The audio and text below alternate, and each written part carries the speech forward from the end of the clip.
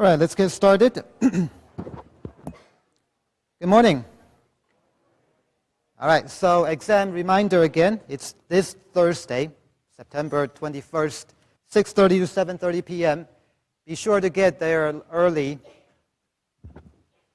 I think you'll be allowed to get seated around 6:15 or so. So get there early and find your seat. So once again, find out where you should go. The top of this map is the front of the room, where the stage is. So for example, if you are in Weston Buchanan's class, you want to go all the way to the left and near the front of the hall. Look for your TA if you don't know where to go. If you cannot find your TA, look for me. I'll be standing on the stage. All right? One more thing. If you look at the calendar here, the exam covers lessons 1 through 10. Lesson 10 was what we did last Wednesday. So what we did on Friday and what we're doing today will not be on exam 1. Okay? So today we'll go over that lesson, product and quotient rules. That's not on exam 1. Tomorrow we have recitation. And Wednesday we'll do review in class. I'll prepare a set of problems and work through them. And they'll cover the major concepts that you have to know for the exam. And make a note, on Thursday, you do not have recitation. All right? And I'll remind you again when I see you on Wednesday.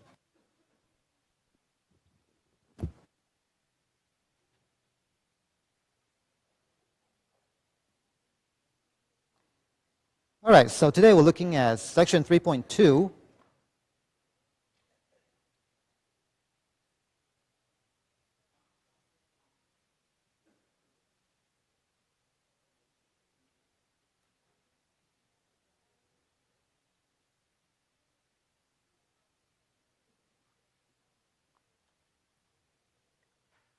And like I said earlier,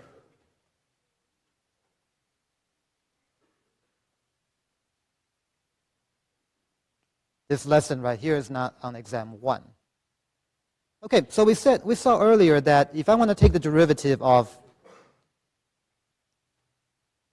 two things added to or subtracted from each other,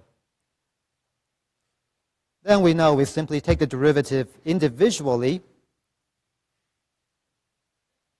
And whatever sign was between them, plus or minus, we keep the plus or minus, but we take the derivative individually.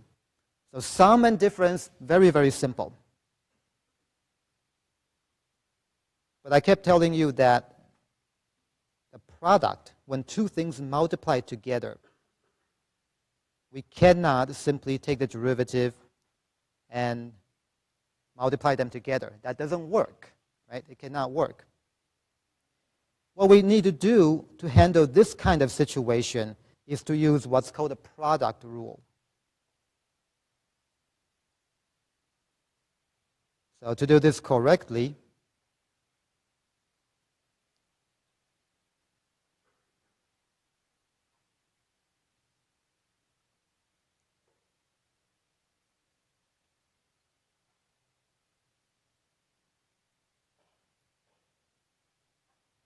we need what's called a product rule. And then we have what's called a quotient rule for when we have something over something else. For a similar situation, but we'll first look at the simpler one, the product rule. The product rule says when you want to take the derivative of two things multiplied together, say f times g. And what you do here is you take the first thing you see, keep it as is, multiply by the derivative of the other one, g prime of x. And then you add. Now you switch the two things around.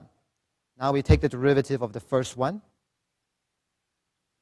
Well, let's write it this way. Let's take the second one right here, multiply by derivative of the first. Okay, so you keep these two things, one at the same, differentiate the other, add the two, now the rows switched around. So that's called a product rule.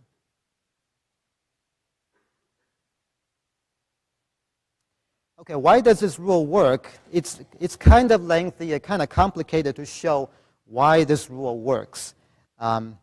So if we have time at the end of the class today, I'll show you where this rule came from. But let's focus on using this rule correctly and do examples. So once again, at the end of the class, if we have time, I'll show you where this rule comes from. A couple of things to point out here. The way I've written here, if you call the first thing you see here, we'll call this thing first, second. The order really doesn't matter, but whatever is presented, you can look at it this way. This is the first as is. This guy here is the derivative of the second. And then we switch that row around. We take the second multiplied by the derivative of the first.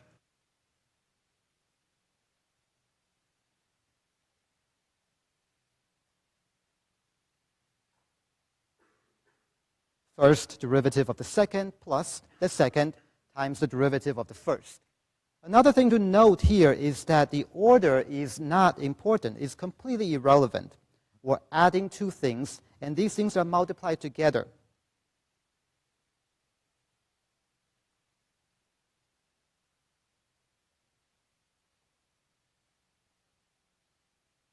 Okay, because these are added.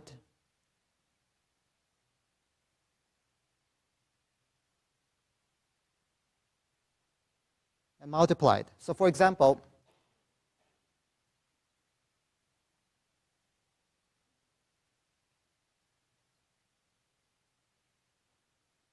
the way these things are presented, I could have started with that if I wanted to.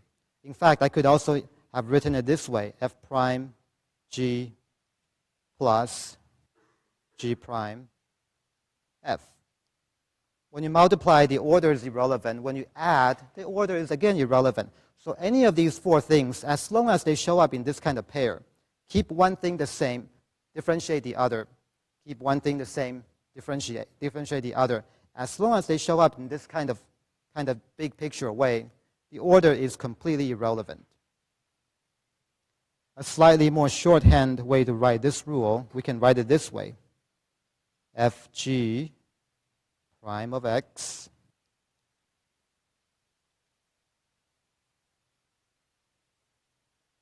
just a little bit more of a shorthand way to write it.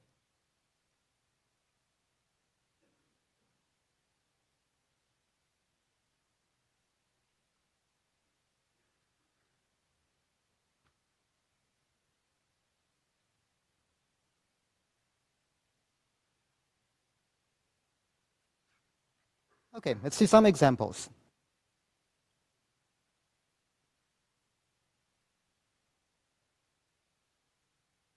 Now the first example here is kind of to show kind of a special way to show that this thing does work. Now the whole big picture of where the rule came from, like I said, was saved till the end if we have time.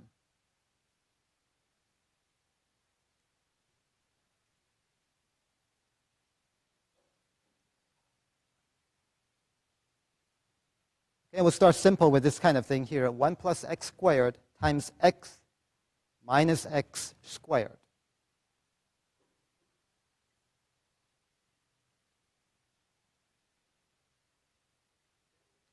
And we'll do this in two ways. First, we'll use the rule that we just saw, the product rule, get the derivative. Then notice that we could also have simply FOIL this out to get a very, very normal polynomial and then differentiate the regular way. So we'll do this in two ways.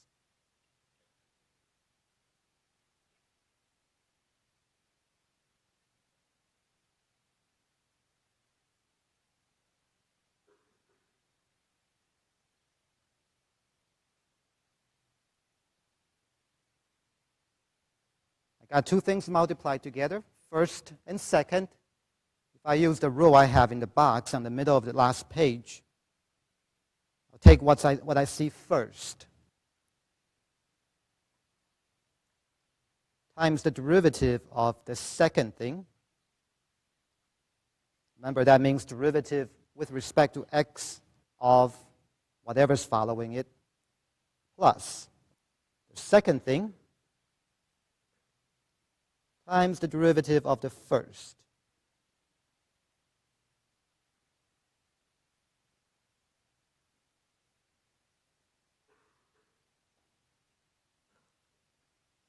All right, so we get 1 plus x squared times derivative of this, simple, 1 minus 2x plus x minus x squared.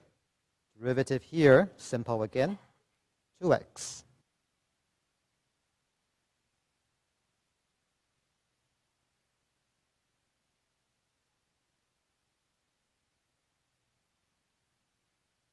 All right, let's multiply this out and kind of simplify a little bit, see what we get. Okay, so we get 1 minus 2x plus x squared minus 2x cubed. I just FOIL that out. Plus 2x squared minus 2x cubed. And we get minus 4x cubed plus 3x squared minus 2x plus 1.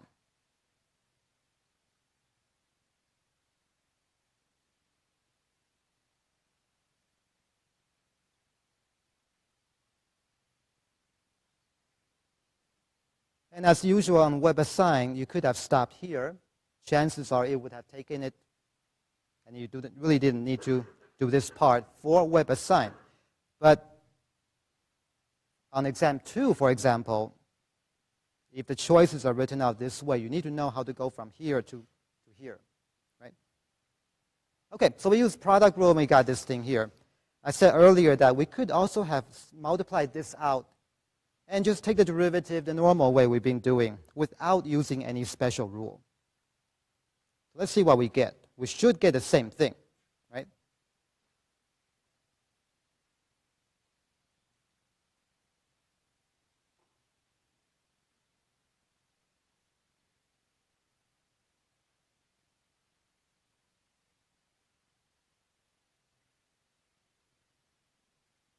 Second way here, we'll first FOIL this out, simplify, and take the derivative. We get x minus x squared plus x cubed minus x to the fourth. That's all you get when you FOIL these two things out. And that looks really simple. We get 1 minus 2x plus 3x squared minus 4x cubed.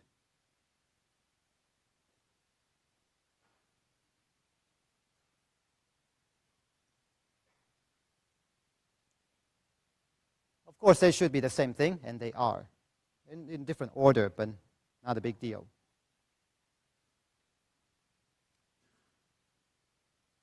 And one of the points I wanted to make here is that just because you know a fancy rule now, it doesn't mean that you always want to use that. There may be cases where, without using that rule, the problem is much simpler.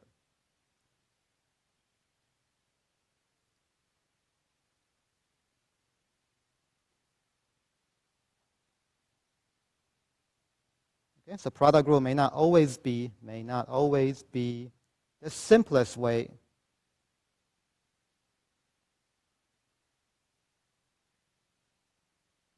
to find a product, the derivative of a product.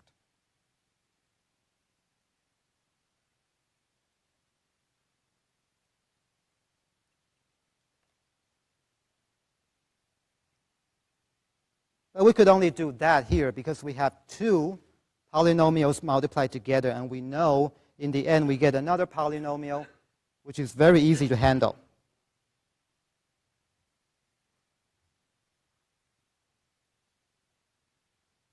In a lot of cases, you have no choice but to use the product rule.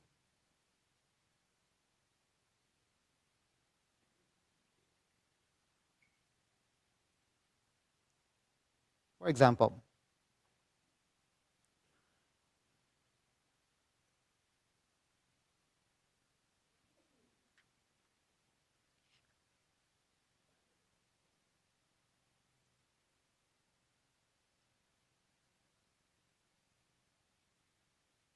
okay, so here we have no choice. We can't do what we did last time it's already as simple as it gets. And it's still a product of two functions. So make sure the way you want to look at it is that these two things are multiplied together.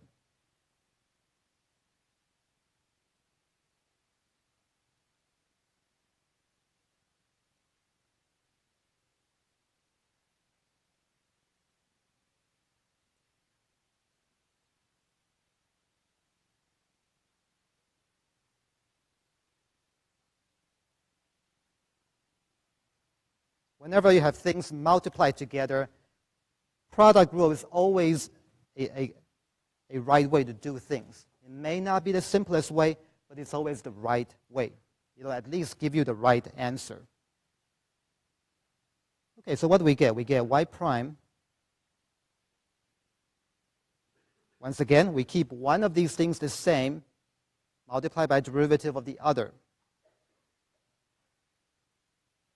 Take the first, keep it the same. Derivative of the second, add it to, now the other one, the second thing here, times the derivative of the first.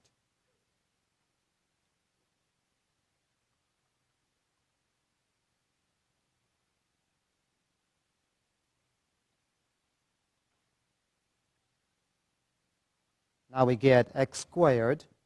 E to the x is its own derivative, like we saw last time. Very simple. Second one here, e to the x times 2x.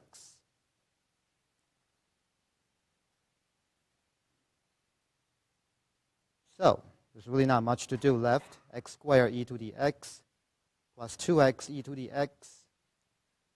We could actually write it this way. X times e to the x.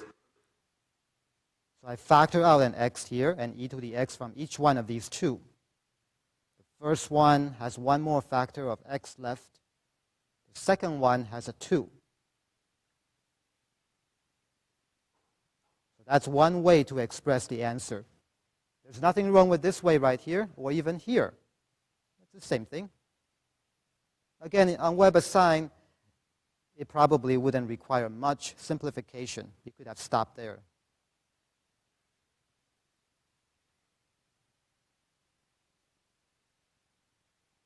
Okay, now let's look at the second derivative.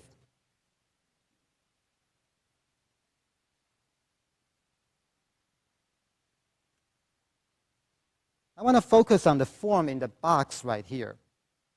When we take the second derivative, notice that now we got product of three things multiplied together.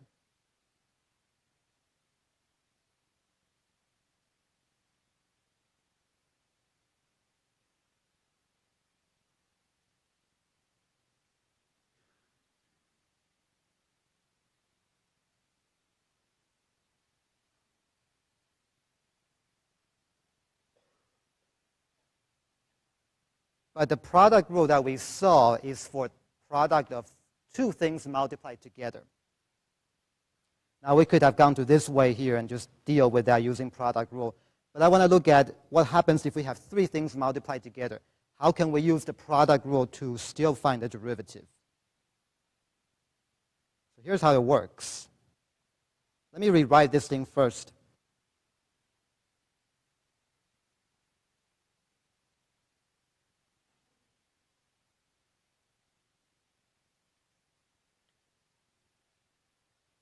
And what I want to do here is to take any of these two and lump them together and consider this as one thing.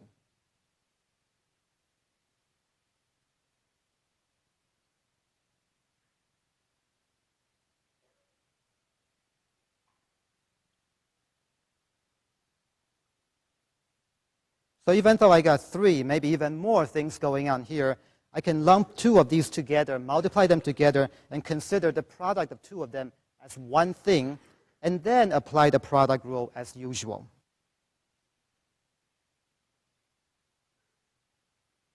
Okay, so how does this work? We would take, remember, the first, this guy right here. So it's got two things, but I'm considering them as one thing. First times the derivative of the second. derivative of this guy. Now reverse that. We take the second times the derivative of this guy here. Derivative of x times e to the x. And I'm lumping them into 1.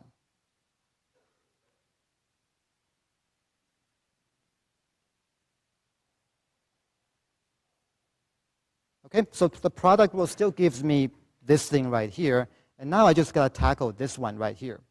And notice that this itself requires another product rule.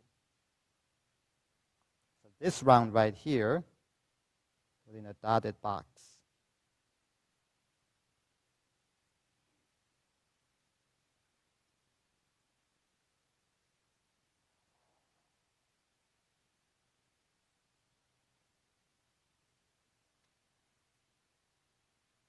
We'll work this out on the next page.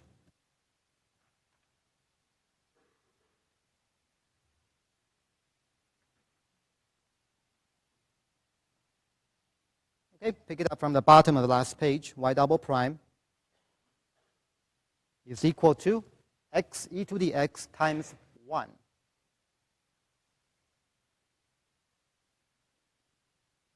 Derivative of x squared is simply 1. The second one, we have x squared, x plus 2 times derivative of, right, so first times the derivative of the second within that second group plus the second times derivative of the first.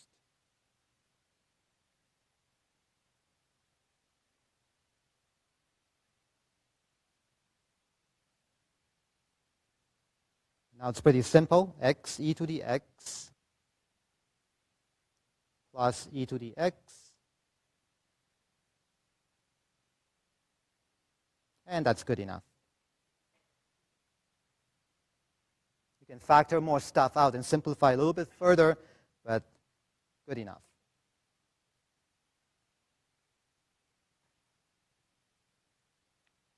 Okay, so once in a while you will encounter the product of 2, 3, 4, maybe even 4 things, and the way you handle that is just group 2 of them into one thing, and always look at from a big picture view of 2 things multiplied. Each of those can be complicated, but you just do product rule within product rule as many times as needed when you got more than 2 things multiplied together. Okay, does that make sense? Yeah.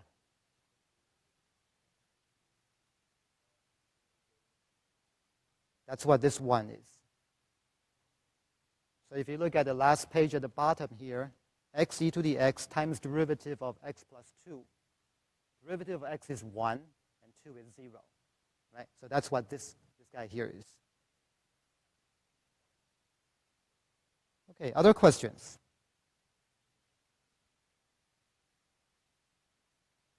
Okay, so that's the product rule. We'll come back to another example later after we look at this next rule.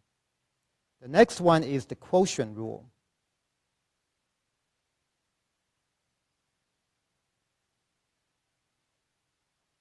Product is when you multiply things together. A quotient is when you divide things.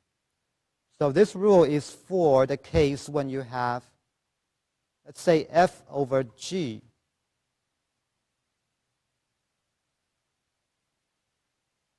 And this is a little bit more complicated than the product rule.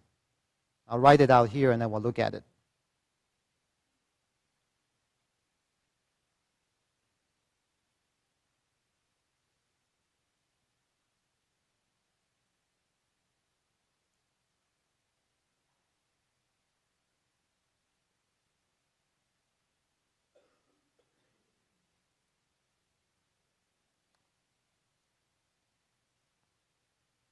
If you have a quotient, you apply the quotient rule, you end up with another quotient. And it gets a little bit more complicated. The numerator looks quite a bit like the product rule. You have one thing kept the same, multiply the derivative of the other, one thing kept the same, derivative of the other. So it looks kind of like the product rule. Major difference is that minus sign.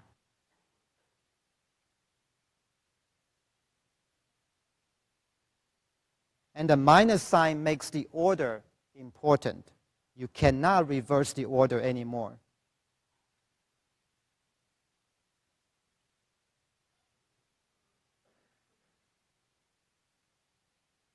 Because 2 minus 3 is not the same as 3 minus 2, right? So if you can't do that, you can't do that here either. But 2 plus 3, of course, is the same as 3 plus 2. With a minus sign, the order is important. You have to go in this way. It has to take the derivative of the top first, multiplied by the bottom, unchanged, minus the top, unchanged, derivative of the bottom, and whatever's down here, squared in the denominator. It's a little bit easier to remember this, personally for me at least, this way. If you look at these two functions, we'll call the one on the top the high function. The one that downstairs, call that low. So what do we got here? We got low, right? Times derivative of the top. I'll write it this way. I want to write it as d high. Minus, now we do high, times derivative of downstairs. We'll call that d low, d for derivative, all divided by what's downstairs. This thing squared. We'll say it low, low. Okay, so you get low d high minus high d low over low low. Say that 5 times and you'll never forget that. Okay, so there's the quotient rule. It's more complicated. It sort of resembles the product rule on the top. One big difference, like I pointed out, is the minus sign, which makes the order very, very important. Do not reverse the order. Downstairs, just the denominator squared, not big deal. Oh, by the way, of course, all of this depends on the fact, has to depend on the fact that g cannot be 0, right? If g is 0, none of this matters anymore.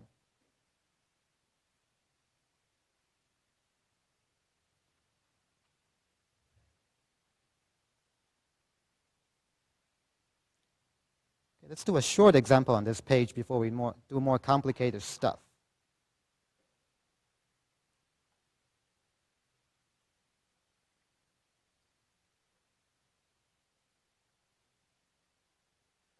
There, very simple.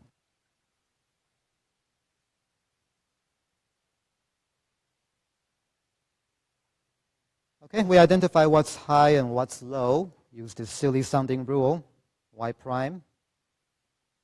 Low, d high, derivative of high is e to the x, very nice, minus high, d low, derivative of x, 1. All divided by low, low, x squared.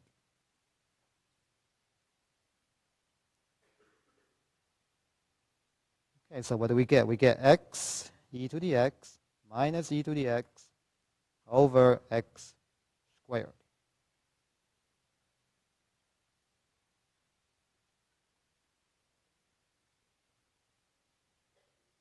Okay, so it's not too bad.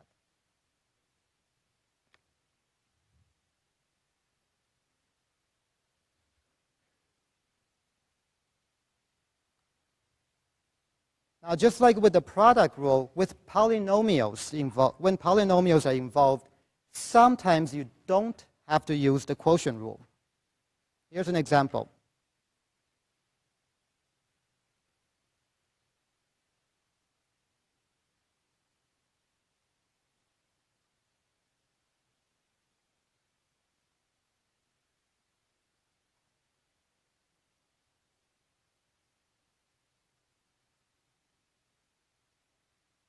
Two minus x squared over x cubed. We can once again look at this thing right here in two different ways. We could look at it as this way, and we'll look at it this way first. Let's use quotient rule first.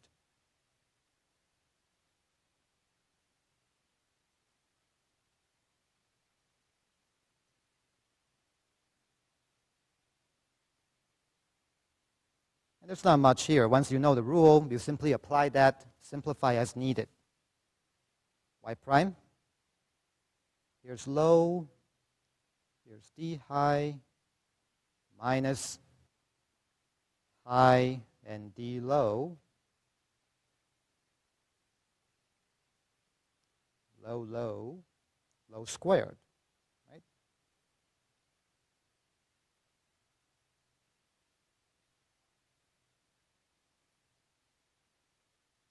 Simplify a little bit. Minus 2x to the 4th minus 6x squared. Minus minus plus 3x to the 4th over x to the 6th.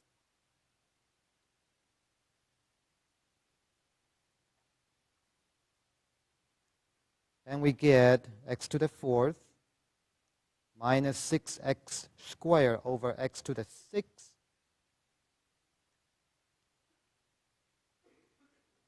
You can divide this out if you want to. X to the 4th over x to the 6th is x to the minus 2 minus 6 x to the minus 4.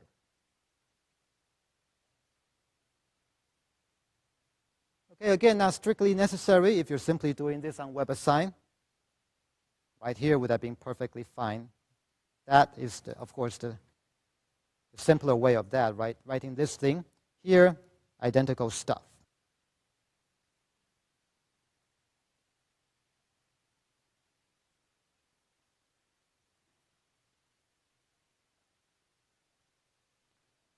And if we could do this here, we could have done that to start and simply get away without using the quotient rule. So another way to do that is to divide things out. First, we get 2 over x cubed minus x squared over x cubed. And that's 2x to the minus 3 minus x to the minus 1. And we know how to handle that. We don't need any special rule for that. Minus 6x to the minus 4 plus x to the minus 2.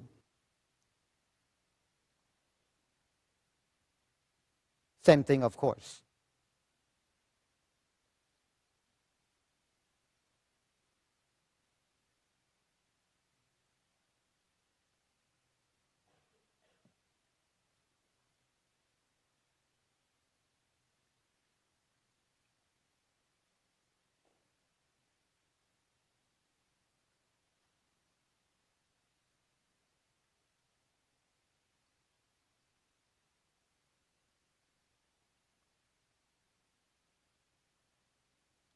Whenever you're dealing with polynomials on the top and the bottom, always consider if you could simplify things first. And then just use the regular rules without having to use any special things.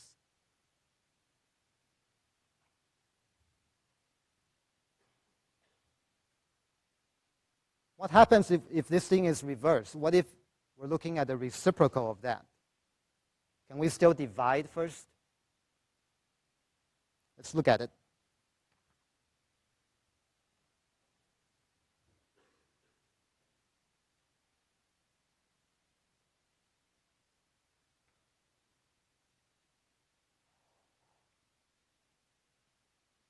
Okay, we're just going to flip that thing upside down.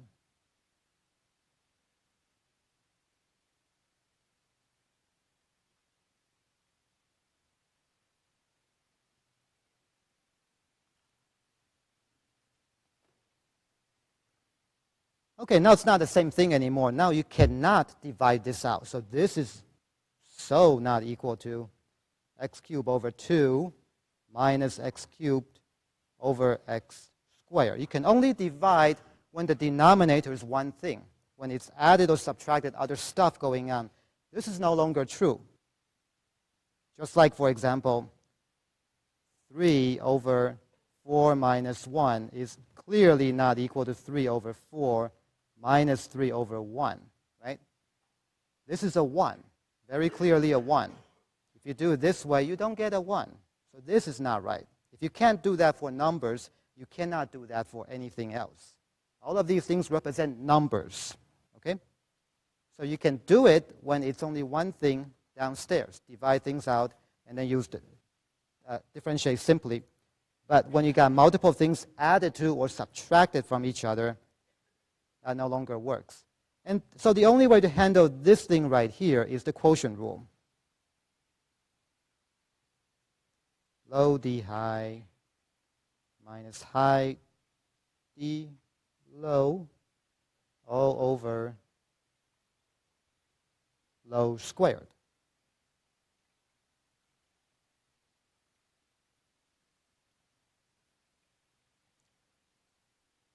Simplify as needed. 6x squared minus 3x to the fourth minus 2x to the fourth all over this thing squared. And we get 6x squared minus 5 x to the power of 4 all over, I'm sorry, this is plus, isn't it? Yeah. So that'll be a 5 shouldn't be there, sorry.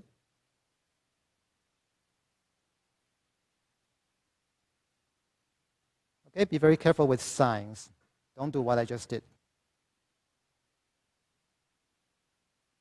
Okay, so now you know the product rule, you know the quotient rule. Sometimes you have to use both of those for the same problem. Here's an example.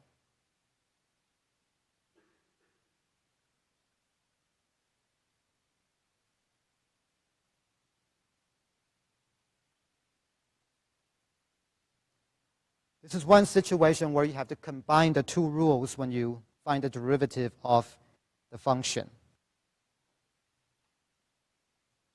Multiple things downstairs added to or subtracted from each other. I cannot divide individually.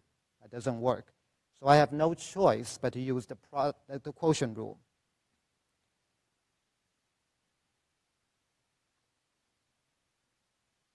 Okay, we'll start with that. Now, right away, you're going to see the numerator is going to cause a little bit of a problem. So I'll write out all the steps first. We take low. Now we take the derivative of the top. This, we saw earlier, requires product rule by itself. And now we need to use that thing here. Minus low D high minus high. D low is pretty simple, not a big deal. All divided by low squared.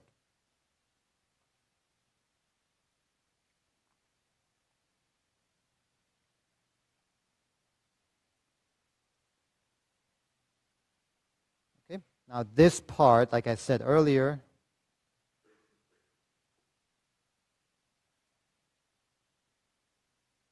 is where you need to use the product rule.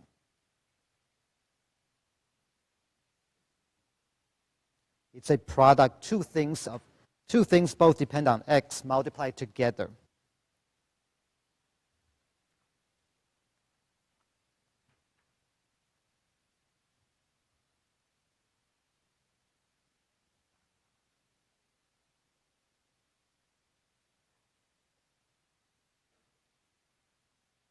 Okay, so we get x squared, x plus 2,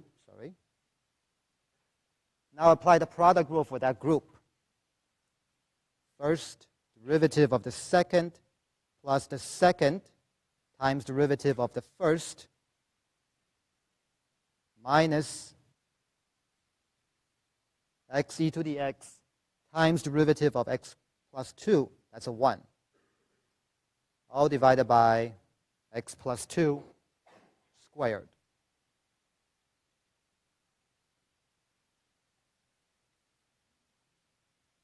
And there's really not too much left to do. The only thing I see we could do is take out an e to the x, and that's about it.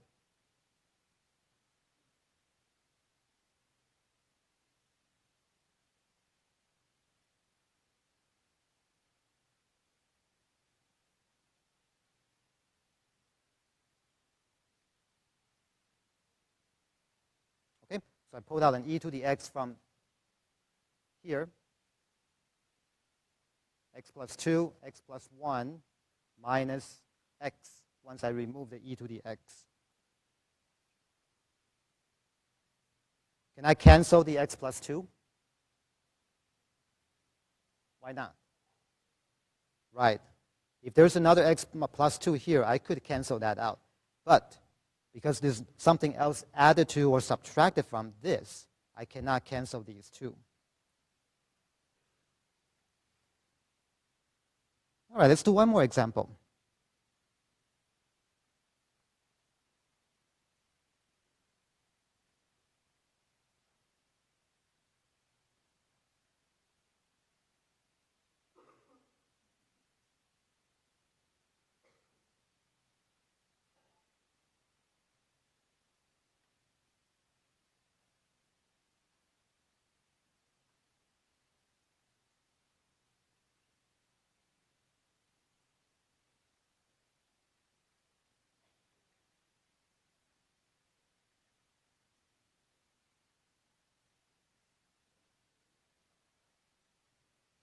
Let's find out where, if it exists at all, where on the graph of this function right here is the tangent line horizontal.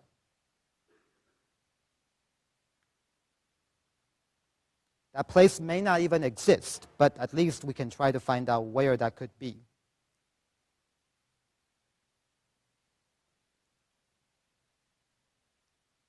Now, before I do anything else, I see a root there, so let's go ahead and rewrite it in the form of a power.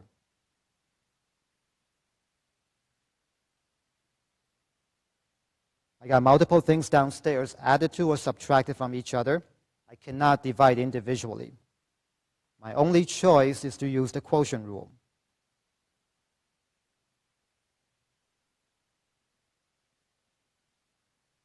So here it is, low, d high, minus high, d low.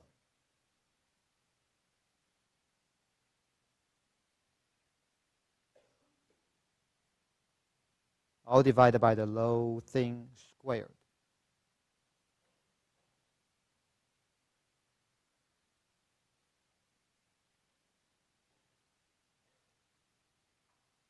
Okay? Remember, derivative represents the slope of the tangent line. If I want the tangent line slope to be horizontal, I want this to be equal what? What's the slope of a horizontal line? 0, yeah. There we go. Okay, so now we got this mess here going on. We got stuff going on the top over something else is equal to 0. When you have a fraction, the only way to make that entire fraction 0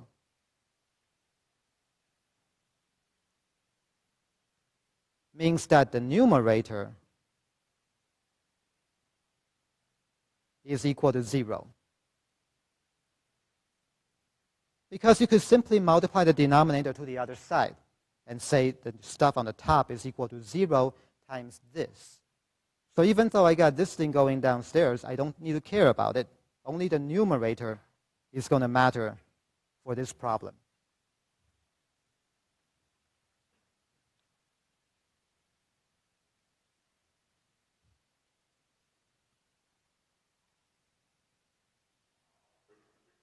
Okay, let's clean up the top.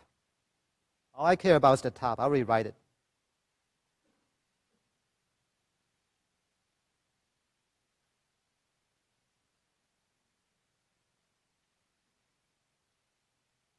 We already said we can discard the denominator. It doesn't matter. Multiply things out. 16 minus 4x to the 1/2 plus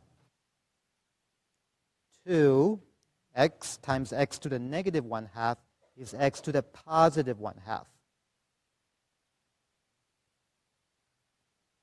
So we get 16 minus 2x to the 1/2 equal to 0. This means 16 is 2x to the 1/2, or x to the 1/2 is equal to 8. And so this means x is equal to 64.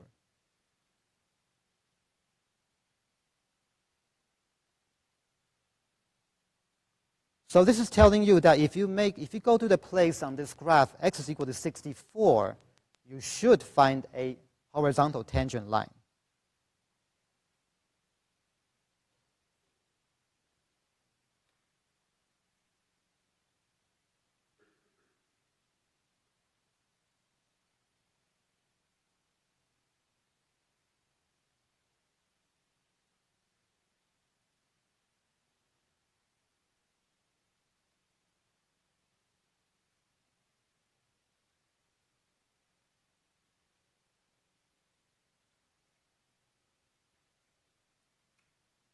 Okay? So this place is where we can find the horizontal tangent line. Is there any other place on the graph where we can find the horizontal tangent line? Is that the only place? How do we know that? Yeah, exactly. If there are other places, then by solving this equation, they should appear, they should show up. The fact that I only have one solution right here tells me that it's guaranteed to be the only location where this thing will have a horizontal tangent slope. Now, why is that important? We'll find out later on. But for now, just make sure you can find the location of any slope. Okay, so the reason why the product rule actually works is kind of lengthy here. So what I'm going to do here is, instead of going over that in class, I'll write up an appendix to go with today's lecture notes and then upload it later on. It's a little bit lengthy. If you don't care about why the rule is true, you don't have to look at it. If you're curious, then please look at the appendix. Okay, that's it. See you Wednesday.